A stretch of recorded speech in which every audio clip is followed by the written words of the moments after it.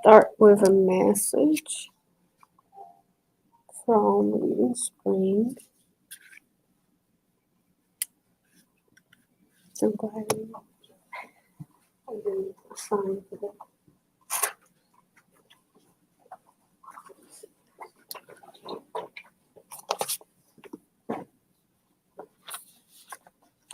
From Living Spring, attentive workers. But the one who always strives to abide by the perfect law of freedom, who does not neglect what he has heard, but does it, he will be blessed in all that he does. James 1:25. Above all else, disciples of the good news, those who really follow the Master, understand their responsibilities and render sincere reverence to the law of liberty, knowing full well that they will reap what they have sown. They know that judges are held accountable to the court. Administrators will answer for their duties. Workers will be responsible for their obligations. And all persons working for progress and order, for the light and the good in their own situation, persevere in making use of the abilities they have received from divine providence. Attentive to the lessons of the truth and devoted to the good works entrusted to them by the higher powers of the earth. Characterized by such attitude, Christ's collaborators, whether statespersons or janitors, will be fulfilling their duty in the area in which they are to act and serve as naturally as they interact with oxygen in the process of breathing. If they are in a supervisory position, they do not wait for others to remind them about their responsibilities. If they are the ones being supervised, they do not need to be constantly told how to do their job. And of course, they will not expect the government to tell them it is time to fertilize their vegetable garden, nor will they expect decrees that require them to educate or improve themselves.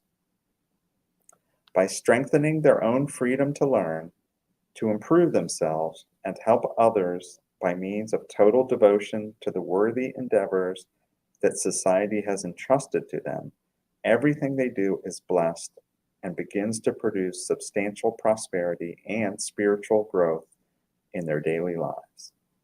Such followers of the gospel, such students of the Master, become attentive workers, entering in glorious silence the sublime ranks of the heavenly apostolic.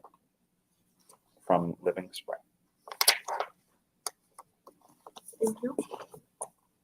So go ahead and start with a prayer.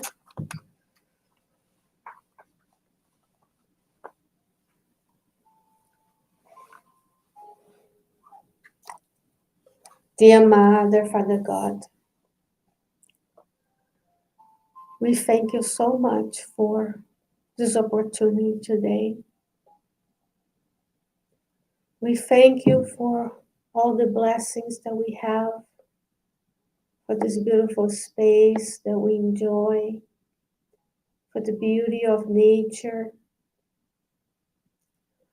We pray today that these moments of reflection can bring about feelings of peace, tranquility, that we can once more open our hearts to receive your teachings and reflect upon how we can apply it to our lives.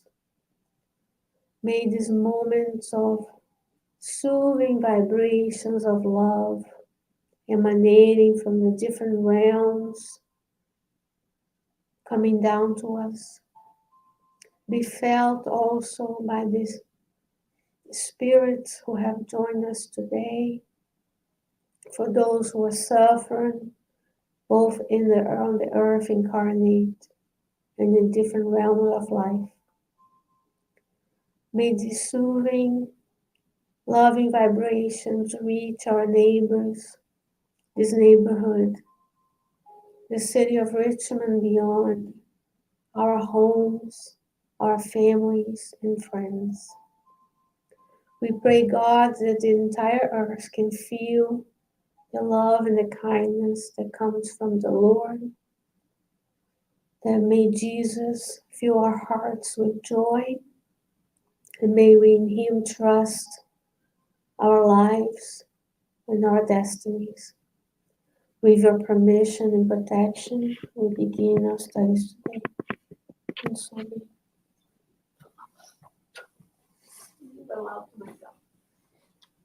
right. Welcome, guys. It's a beautiful, cold day, such as the winter, right? It's supposed to be cold.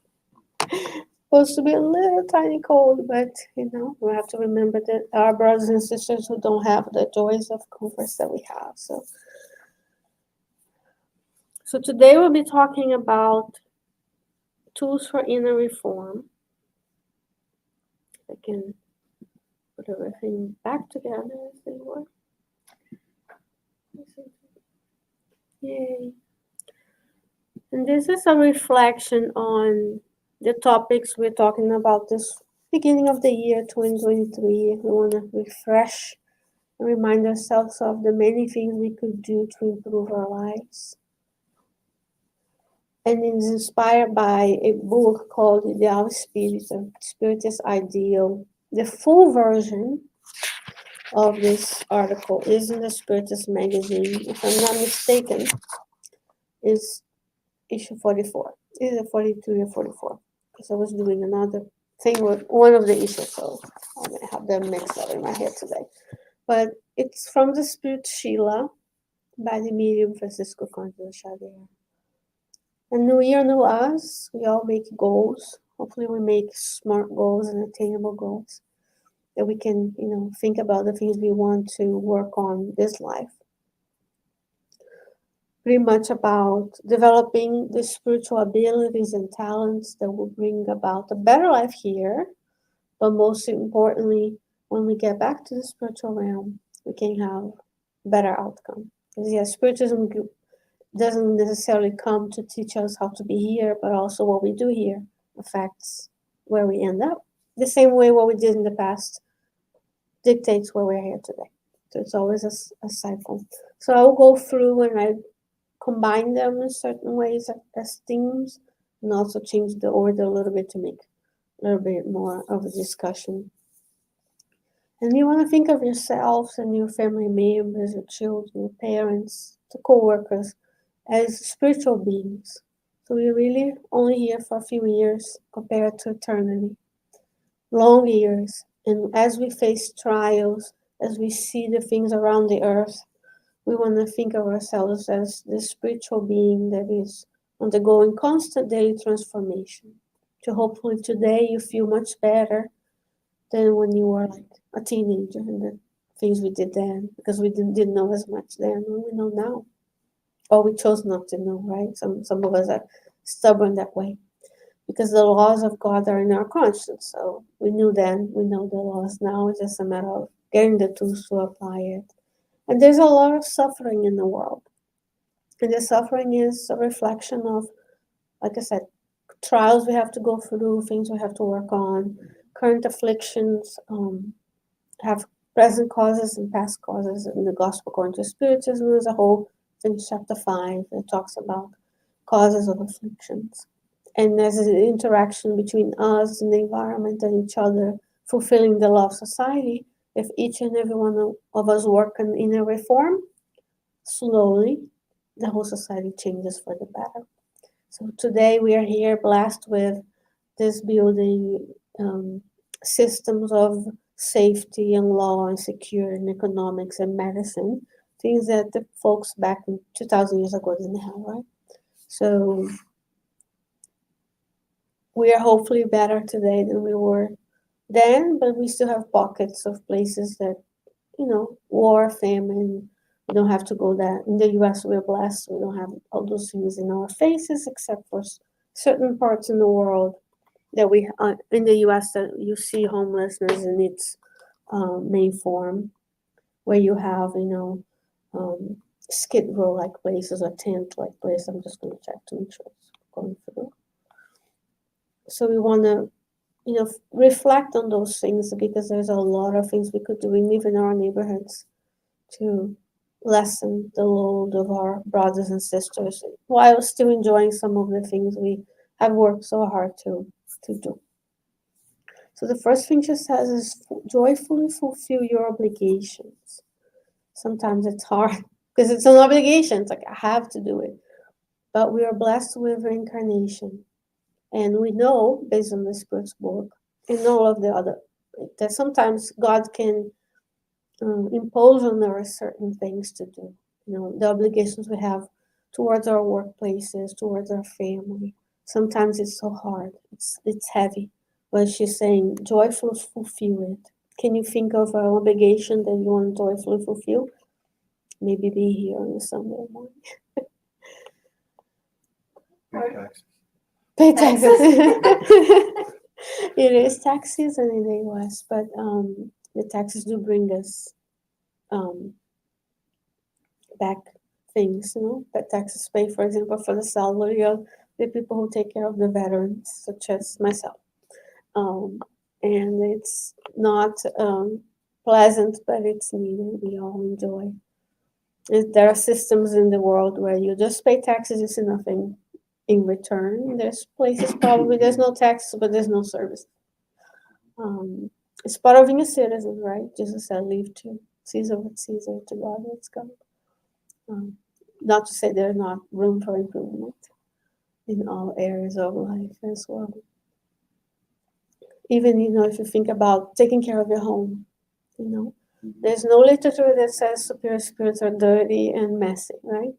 But it's not, sometimes it feels like a chore you have to clean, but our outward environment is a reflection of the inner environment. So if everything is messy, there's an issue there. And science of the world already shows the relationship between those states and mental illness. So when we are working on a place where we were talking about the impact of certain donations from a certain company that will end, how many things we are able to buy and how many things we have, and going through at the beginning of the year donating. Raid your pantry, give us all the stuff we'll take safe harbor, the extra food that we don't eat. It gives you a sense of peace, and then the time. It takes a lot of time to manage things and clean things and take care of them. Then sometimes we work to buy a bigger house to put our things in, and more things come. So it's an interesting way of putting it. There's an obligation, there are things we have to do, but we joyfully fulfill them. Our work, our communities, as Evelyn said, we have a duty to produce for the employer, and hopefully we have jobs that we feel fulfilled and we feel like we're making a difference in the world. And some people do not have that. Sometimes you have to do what you have to do. Even if you had to work minimum wage job, you can still be fulfilling that joyfully, even though it's challenging. People can be challenging. The next one is be silent in the face of offense and silence your aggressiveness. That's something we see a lot in the world from ourselves and from others. Very easy nowadays for us to use our phones and see people going into rage, right? They're aggressive, they're missing something. If someone is to the point of offending us, hurting us, or hurting others, it's because they are suffering. You can only see it that way. There are, and Angela Ruiz in the book Green Light this past week mentioned, do not make comments about people doing wrong things, or if there's something broken in their homes, if they fall. But nowadays people do, right? And we video everything these days, and we put it out there. And we see people having those tantrums. It's really that lack of emotional intelligence, because we weren't taught. The schools don't teach us that, right? We are taught into, not that geography, math, and science are not important, but there's also components. Nowadays, Google knows everything, so might as well teach people how to, see themselves as emotions and how that can contaminate others. But it's hard to be silenced in the face of offense. Do you agree with that statement? Because if someone hurt me, I might be like calling Evelyn, do you know what this person did to me? Or I might want to retaliate. And sometimes it's hard because you're like, this is unfair. I didn't do that. I didn't mean it that way, but they took it that way. Sometimes we don't necessarily know, how this interaction and relationship will occur. Or is it easy to be silent? It's just me that I'm trying to. But I think, I don't know if I'm misinterpreting it, but I don't think the point is here necessarily to let people walk all over you and talk to you the way, whatever they were. But it's how you respond to that, right? And if you're going to be like defensive, and we're going to say, oh, but you also did that, or but you, something. And I think it's more like silence your aggressiveness, like reply to, oh, I don't think what you're saying is fair, or it's true, or yeah, something like that. Like how we respond to that in a way that doesn't match, right, the offense. You don't attack them back, right? You don't put more fuel to the fire.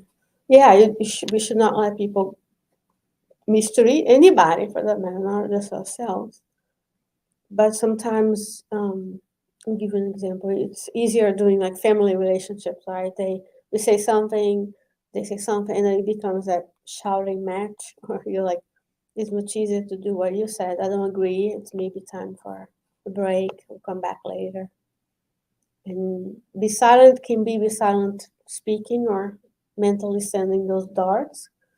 This is it's hard for us to sometimes not think about it and keep rehearsing it. And silence our aggressiveness is a little bit under our control too. It's easy, as in the state of the earth, to be angry and to go after things and feel that way. But then we go back to Jesus. There's no examples where Jesus is aggressive towards anybody. He didn't fight his accusers, and he's the guide in the model. Well, she has 20 items. I brought only some of them here, but it sounds really simple at the beautiful bumper stickers. Right? Maybe I can transform this into Instagram posts. But I think the challenging part is how can I do this today, right? When I go home and I'm tired or hungry, my child didn't sleep well, is tired, or I didn't get the right groceries, or someone cuts me in traffic. That's when the aggressiveness can come back. We cut them back, or we tailgate them, or we flip them, that kind of stuff. She says, forget the favor done by you, but also exempt friends from doing any kind of acts for you. So let's talk about the first one. Forget the favor done by you. Sometimes we do want recognition. That doesn't mean we won't recognize someone who does things for us, but expecting them to say thank you, especially if we do something for someone who can't give to us. Like if you were to distribute food, as we went to take the donations of Safe Harbor, which we hope to do at least every other month, we're not going to see the residents. I'm sure they're thankful, but we're not going to see them because of the nature of the shelter and of the population they serve. But sometimes if you serve the homeless or the elderly, they may not have the means to even thank you. It's just something you did. If you donate to Feed More might send you a letter, but the people who receive the meals might not directly thank you. So we do it, we help, and we let it be. Because a lot of resentment can come from volunteering that way. And maybe you come to St. Francis and we're like kept packing up and leaving, and I forget to say thank you. Forgive me. But sometimes, life gets busy. We do things for people. We'll be nice, but sometimes they're busy with other things. And exempt friends from doing any kind of acts for you. Again, that doesn't mean we're not going to do, but we don't expect people to be out there and doing things for us. It would be nice if they do. Any comments about this? Does it make sense? I feel like some people may have this, but I have to last month or something. And you need to do this bigger now. Sometimes I didn't even ask for the help. Yeah, it was more volunteer. Yeah. You volunteer to help, and then ask for something return. So it's not very clear. But yeah, so I feel like I can summarize this like helpful, like not expecting anything, but like help, right? That's what it is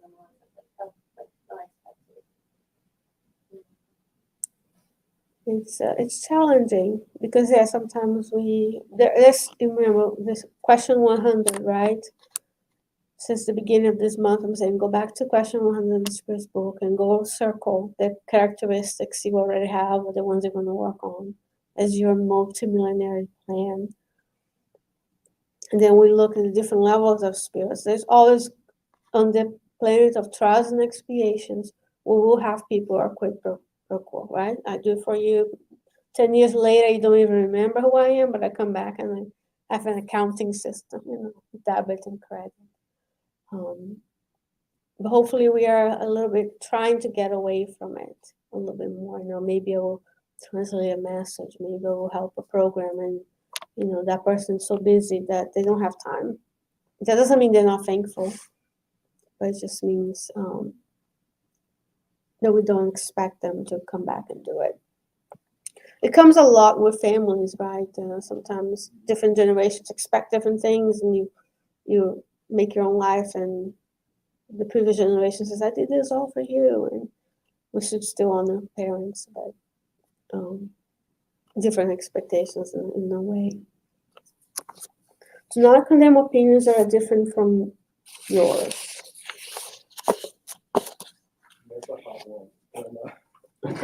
Especially now. Yes, that's one of I left it here because there's 8 billion people incarnate.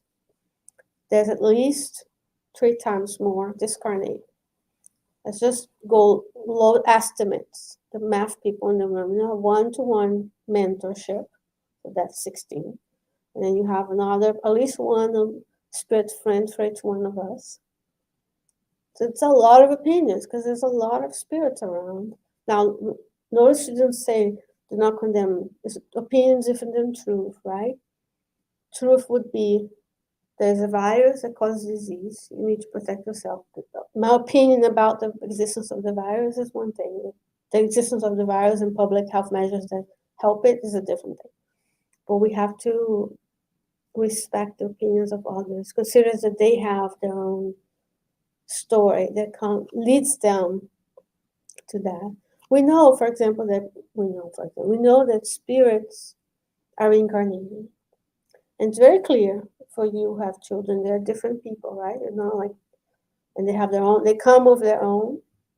You're going to nourish them, and they're going to end up to same household, they end up differently because they're different spirits. For someone to have an opinion, they have also that story. For someone to commit a crime, they weren't nourished the way they're supposed to. So there's always an exercise. And I forgot, it's a famous, it's Representative Lewis. He's passed away. He's an African-American gentleman that worked on the Civil Rights Act movement. And when they first went out, they were nonviolent. So they were being beaten by people. And he said that his strategy was that he would look at that person as a baby, even though with all the hatred towards him because of the way he looked. There's no scientific data that shows that the color of the skin makes you a different person, right? It's just a characteristic. So he wouldn't say, I would look at them as they were children, because to get to that point, there's a story behind feeding them that way. And the same way you have your opinions, it's hard, but how do we live in a society that there's different opinions when everybody wants to be right? Everybody has a platform. Everybody's out there, And I think this would be like an important thing for us to progress now, because things are so extremes that people don't dialogue anymore. They just fight about it because they're from this other person.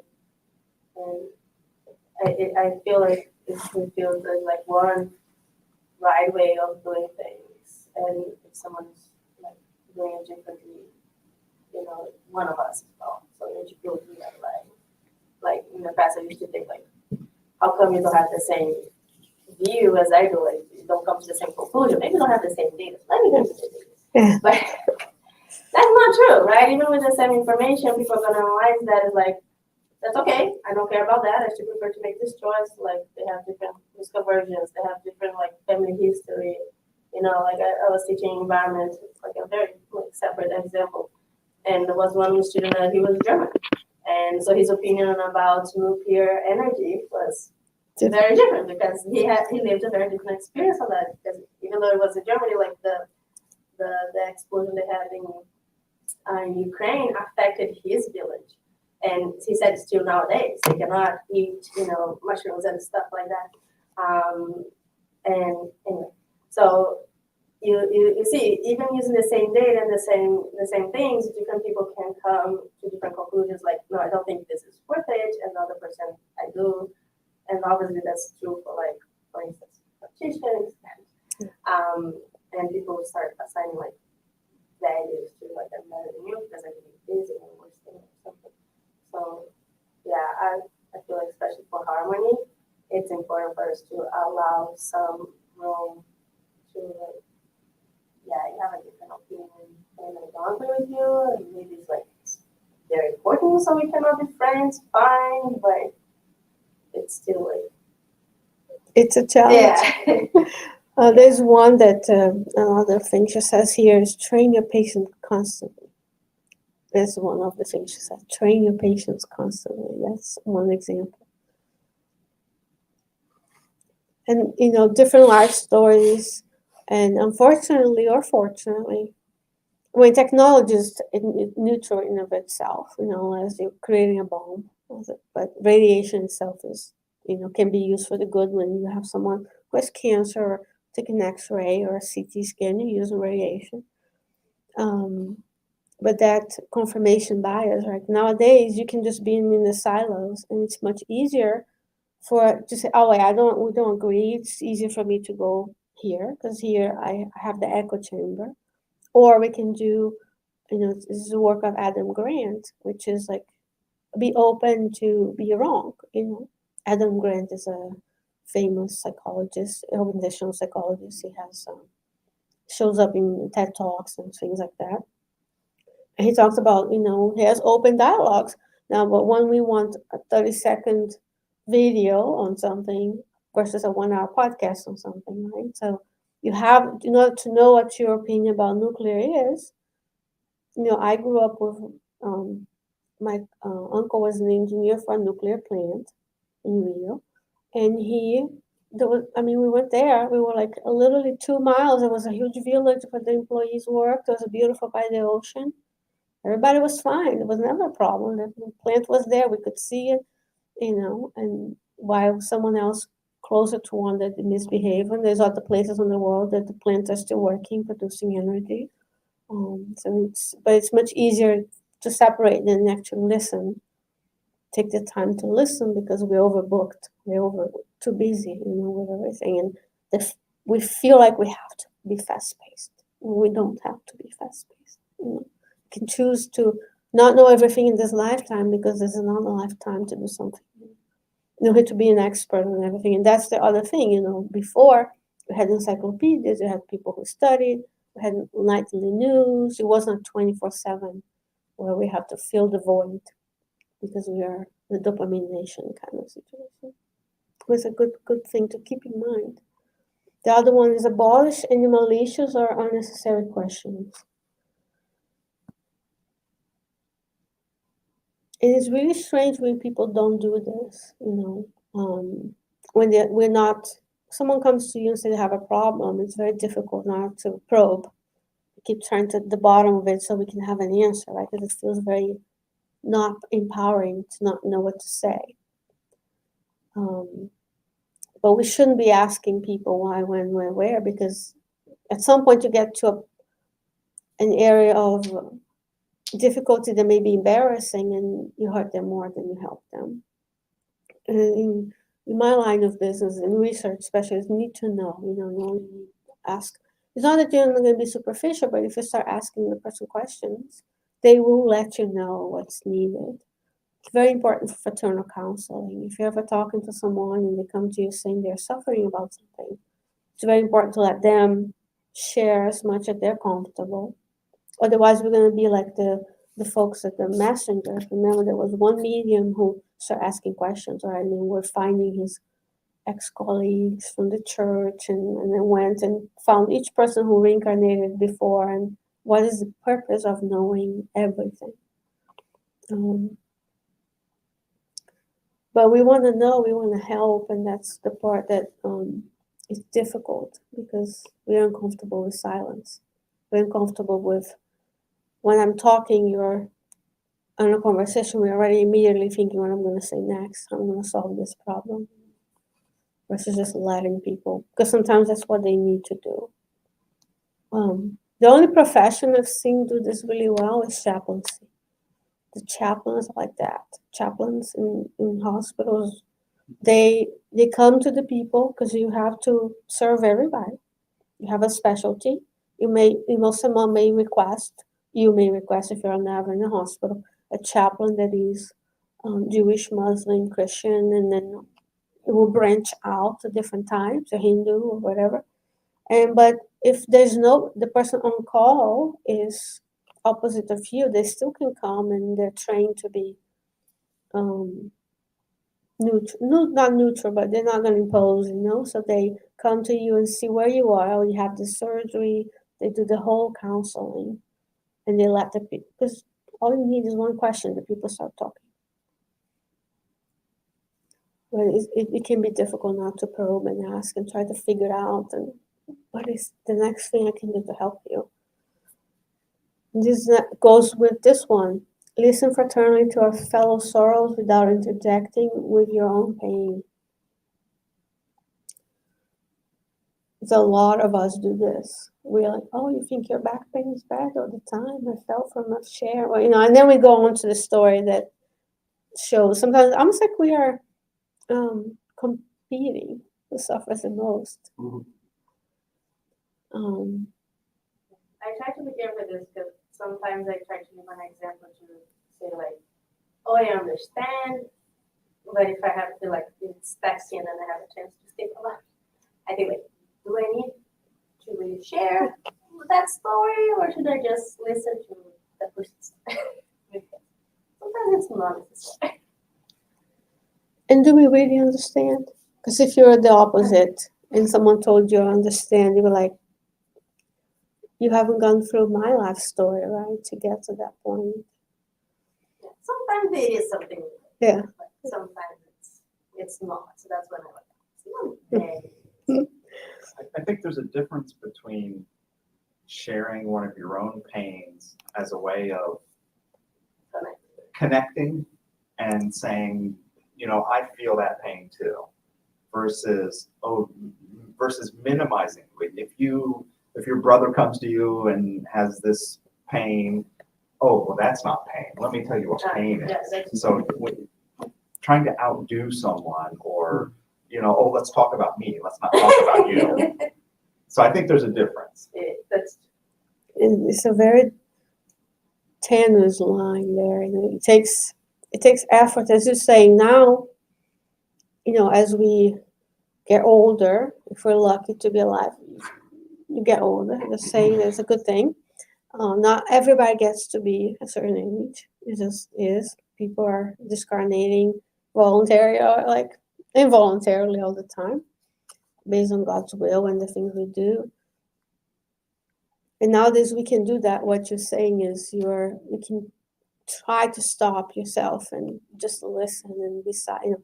And I wrote here, we are uncomfortable with this silence. It's part of the reason why we ask questions. We keep talking.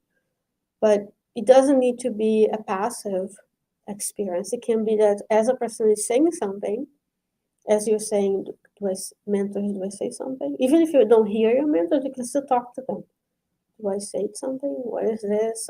Or you feel they're suffering, you can pray with them, pray for them, and pray for the mentors to help you say something that is useful. And there are plenty of examples where Chico and Dival, they just sit with the person. And those, someone who's dying of cancer. There's nothing you can say. You just have to cry with them. That's all you can do. And that might be more meaningful to them than the person who comes with answers. Oh, because you didn't pray enough, but you can heal yourself. And you're like, oh, I already tried everything.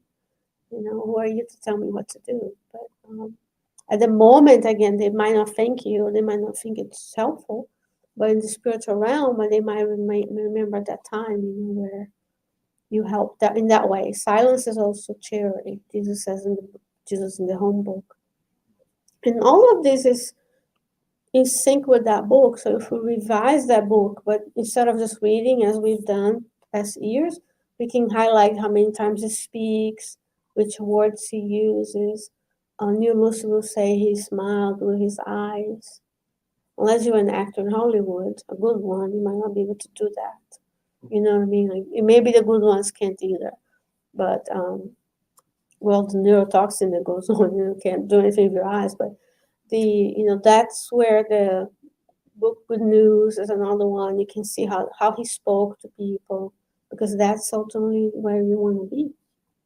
I'll skip this one because we talked about training our patience constantly. So every opportunity is an opportunity for patience. Don't speak bad about anyone. That shouldn't be something the spirits have to come tell us. But apparently, it's a reminder. And I feel like sometimes we do it a lot for a connection. We commiserate. If she tells me something, but I tell to you, you're like, oh, she's trusts me enough to get this, this thing that was secret that was supposed to go. And people bond that way. You bond more, like, especially when you're younger, right? You bond a lot over that kind of stuff. But it's also one thing that Spiritism taught me is that it's not just what comes out of the mouth, because now there's thought. Because you can be thinking bad about someone and not saying anything. There's a message. It might be on the Spiritist magazine. I'll have to find it. But it may be something we studied. It's very important for spiritual treatment, mediumistic work, and passes. It might be in psychophonic instructions. The recording of Chico Xavier's sessions is a whole CD. You can find it.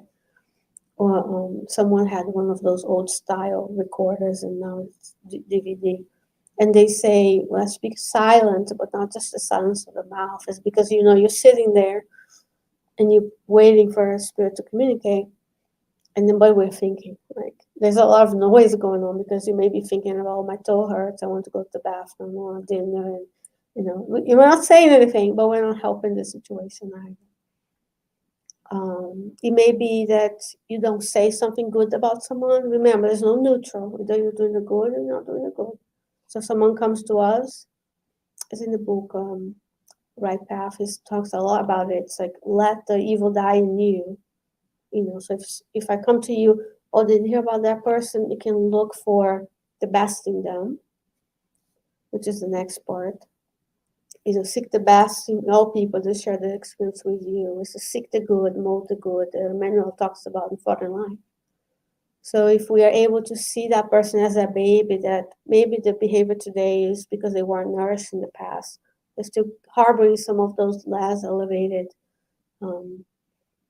things that sometimes we do too, How are we to judge? Who are we to throw the first stone? And then we can say, well, but Margaret from accounting had done this for me in the past, so that's not my experience with her. It happens a lot in workplaces. People talk, and you can say something good about them. They may be good because of X, Y, and Z. Or I don't know enough to talk about them, but they say hi to me all the time. There's got to be something. And it says, so it says, this is one first. Rejoice with the happiness of others. Be really happy for everybody. If they're working with something that is worthwhile, if they worked hard to have what they have, sometimes we rejoice in words but not in the heart, or we want to have what they have and we can't, and we have those conflicting moments.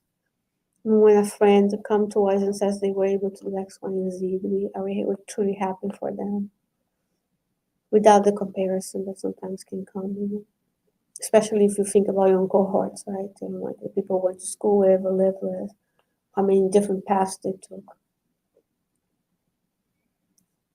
It's just said and done. Nowadays it's all about comparison because of how many likes we get and how many thumbs up we get. If we're the ones who are online, welcome.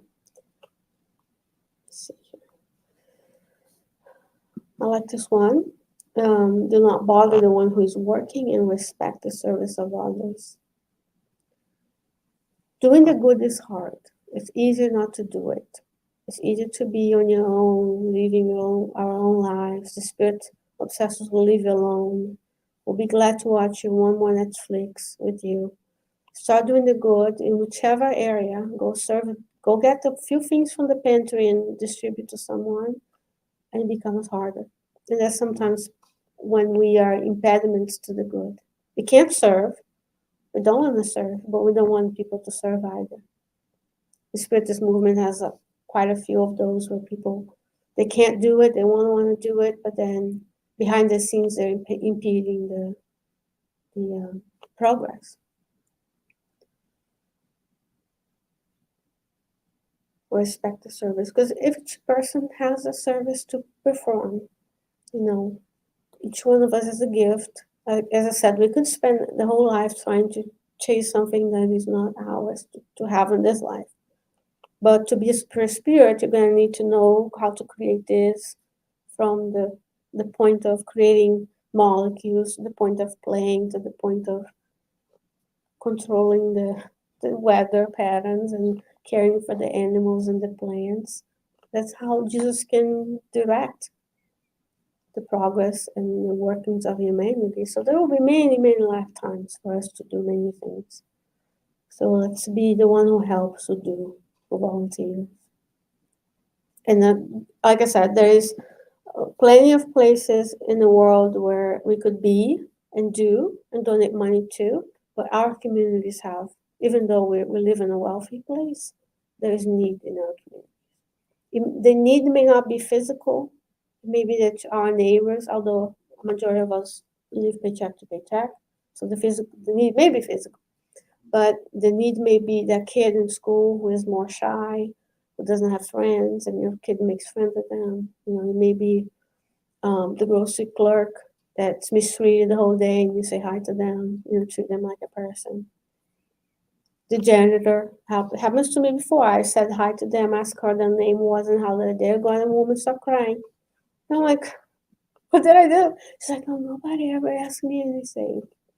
And if it wasn't that person, we would have been taking turns to clean, and of course it wasn't because I said anything. It's just probably a accumulation of the invisible, right? There's a lot of invisible work, and as a society, we have put values in different. Of course, someone who does heart surgery probably makes a little bit more than the person who cleans. But if the room isn't clean, there's no surgery to be done. So, and yeah, we go about our day. We're busy, and sometimes we don't notice those. The person who's restocking at, I don't know, Kroger or some grocery store. So it's important to let them be and not be make their day better and ask them. Even if you see the tag, just say their name before you leave. Thank you so much, Mary, Beth, or John, whatever is there. It says here, seek without pretension. Click in one place. The best way to be useful and help is spontaneously. Jesus continues to work with us, with us all the time. The spirits tell us this all the time. So there's always a way to be of service. Prayer, service. Remember, the law of labor describes a labor or work as any useful activity. Even if it's not intellectually the most important thing you could ever be doing, composing, a symphony like Bach, but you're praying for the person. You're praying for the nature. You're praying for the earth. It's difficult times of transition, and that's all good for us to remember that this inner reform dictates if we're going to stay here or not. Because it's not that God's going to punish us and send us somewhere else. That's not what happened to people from a capella who came here, the way to the light. those worlds were already evolving, and the people weren't aligning. They were hindering the service, the progress. So they were invited to go somewhere else, and they helped us evolve with some of the technology they brought. You have to go read the book of Emmanuel. And the same is happening to us now. And it's not a wish for us like daily. Tomorrow, nobody's homeless, nobody's hungry, nobody's suffering. But that's what? The celestial world, right? Even the world of regeneration has evil in it. Chapter 3 of the Gospel. It's not like evil is going to disappear. It's just that we're going to be tired of this situation. We're going to do more. Or I'm going to have one last something so someone else can have something. And that's the inner reform would help us to stay here and continue to progress with the earth, with our family members who are allowed to stay, or we'll be kindly taken. And it's not like you're gonna do one of these Hollywood things, you're gonna just float out in the universe. You're gonna be invited by another Christ spirit in a different planet that is more aligned with us. Someone who commit an atrocity. These people are not going to be allowed to stay unless we're able to help them. But our current system doesn't rehabilitate anybody. We're just incarcerating people, just putting people. Maybe a few programs here and there help them. And that's the saying. So we're going to be kind, because every planet has a Christ. Every solar system has Christ spirits. Every galaxy. So it's like the good is everywhere. As we see in the books of Ruiz, the planet Earth has many colonies that are elevated around it. Those folks are dreaming about Jupiter, who are dreaming about the sun, who are dreaming about and then the energy of the sun with all those superior spirits keep us alive. And the efforts of the good are so large. That because I'm not an astrophysicist, but astrophysicists calculate that the gravitational power of the sun. This is from Star Talk. Neil deGrasse Tyson. He was talking about the gravitational pull of the sun goes all the halfway to the nearest star. That's how much the sun is grabbing. That's the power of the spiritual leaf from the sun. Because there's the planets and the Pluto and the Kuiper Belt and the other things, and the green comet that is coming is from there. 52,000 years is the orbit. And he's saying the sun actually goes all the way the calculations are it goes halfway to the nearest star. So it's vast, the power of the good. And that's why Chile is inviting us to this trying to get better so we can, and I can tell you we're better because we're here today. Otherwise, we wouldn't be here today. We wouldn't be allowed and granted the opportunity. She will say, the apprentice in the terrestrial experience is the last part of the message, who wants and can apply themselves to at least some of the exercises here proposed, will certainly will receive from the Divine Master more distinct notes in the course of charity in the School of Life. And I want to leave you with a more uplifting, because it sounds like a lot to do. It's a lot to do in one life, but if we can excel in a certain aspect of it, we're better off for the next life. But I don't want you to feel like you have to do it all great at once, but it's just that sometimes it's the thought that counts. The good thoughts that count. The good thoughts that count. I guess the negative ones count too, but in the way of life, good raise the multitude of wrongs. Sometimes one act can help so much, and we talked about the expanding the spiritual relationships last week. When you're helping one person, the mentors see and there's affinity, and then maybe one day down the road that need help, they will come and help. And we saw that with André Luiz, right? He helped a lot of people when he was a physician, but he didn't help in a way that everybody loved him when he passed away. But a few were so thankful that prayed for him. Bezerra is described in some message to have a legions of people singing and praising when he discarnated, because he did it every time, every way. And he probably didn't remember all the people in this lifetime that we helped or that he helped, but maybe he does because it's more elevated.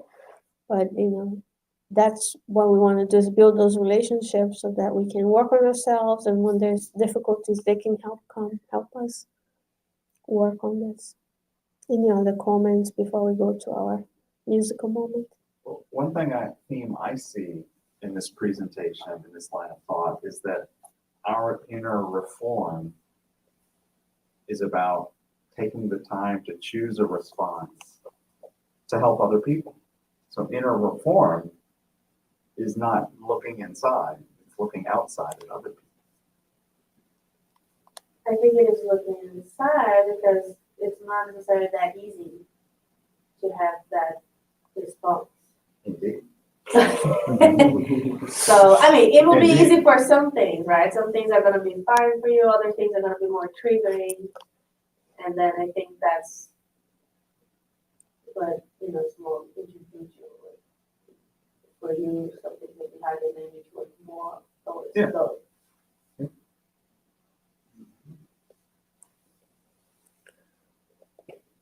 And I think one of the things that I go to all the time is prayer. If you're mindful enough to just have that pause and ask God to help you in any way. It doesn't need to be directed at any being. You just say, God, help me now. The answer comes, even if that sometimes that second of waiting for something, it makes a whole difference. Then the story, the water of peace. Remember the story? I don't know if it's true or not, but it's a story that happens, and people tell that Shiko asked someone, maybe a man or someone, about he was feeling like, I'm gonna butcher it all, but like, I'm gonna bastardize it all. But basically, the bottom line is they were like, what is that water of peace that you recommend? And he goes seek for it everywhere, and no one knows what it is he asks about. No one knows. And then simply, I think Mary sends a message, say, just put this water beside you, put it in your mouth, and wait, and don't swallow until it's warm. And that's the water of peace. That's a lot of peace. Just don't say anything. A lot of times it makes a lot of difference. Yeah. And if you talk to people who committed crimes, for example, it's very well documented in the homeboy industries. Like the priest there says, it's all about that second. If they had stopped a second, they wouldn't have done it to other person, So I think in doubt, silence and pray. No wonder Jesus says, watch and pray. Because it's that second of not saying something that can be helpful to everybody. So we're I'm gonna adjust the screen here so we can enjoy our musical moment. Serve as our pastors as the spirits help us, and then we'll do our prayer.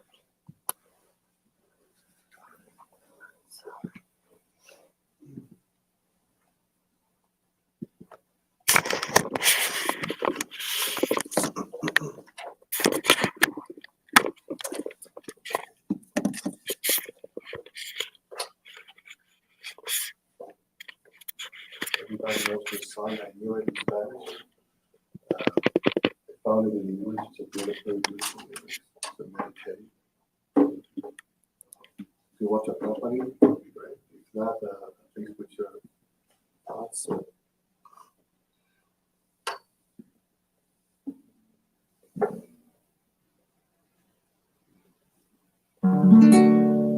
make me a shadow of your peace.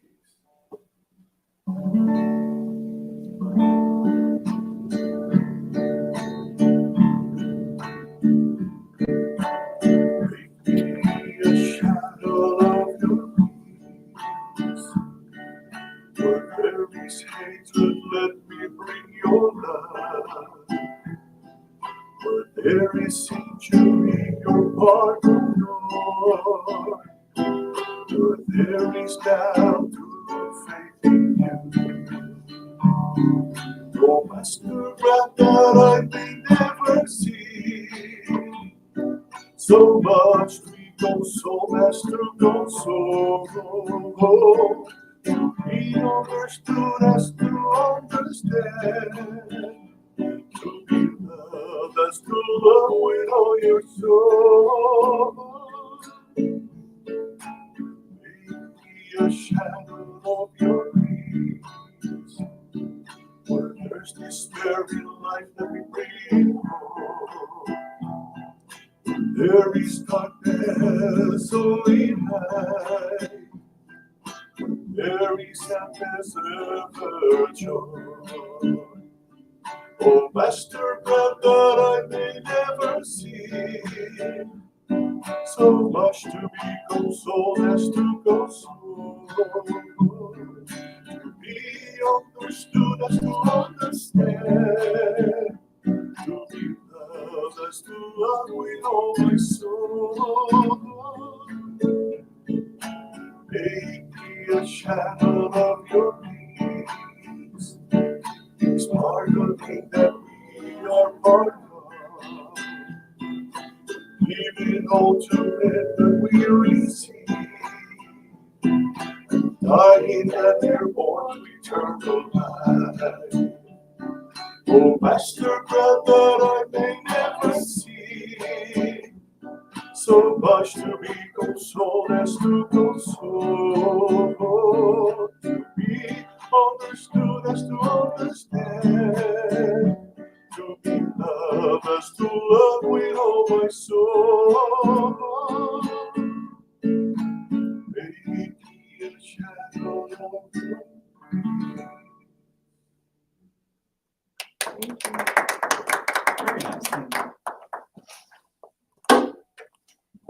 Isn't that St. Francis prayer? Yeah. I never heard of that. Replay? Cadence?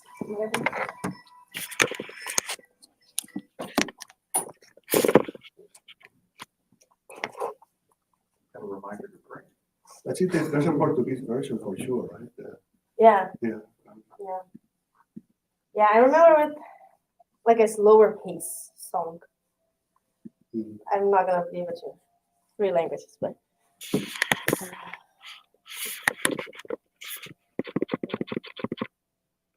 Bruno is in the favorites contact list that goes through the do not disturb. It disturbs.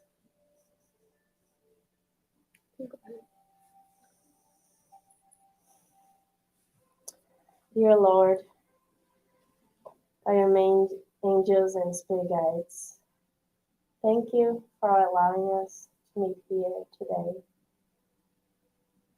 Thank you for inspiring and guiding our discussions, for all these reminders on the daily things we can do in order to evolve and progress. We will be reminded in our hearts every day, so we can also be role models to those around us. We humbly ask you to guide and protect those in the book of prayers, all those in our families here and in the spiritual realm. We thank you for the many blessings we have received, and with your permission, we enter this. So,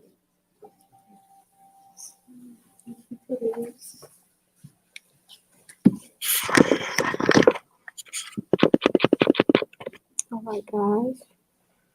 Thank you so much for joining us. We'll see you next time.